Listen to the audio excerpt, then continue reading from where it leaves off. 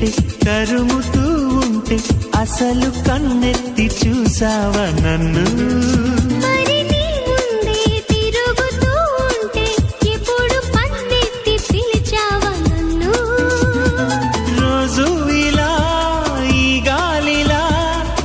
చెవిని తాకేది నేనేగా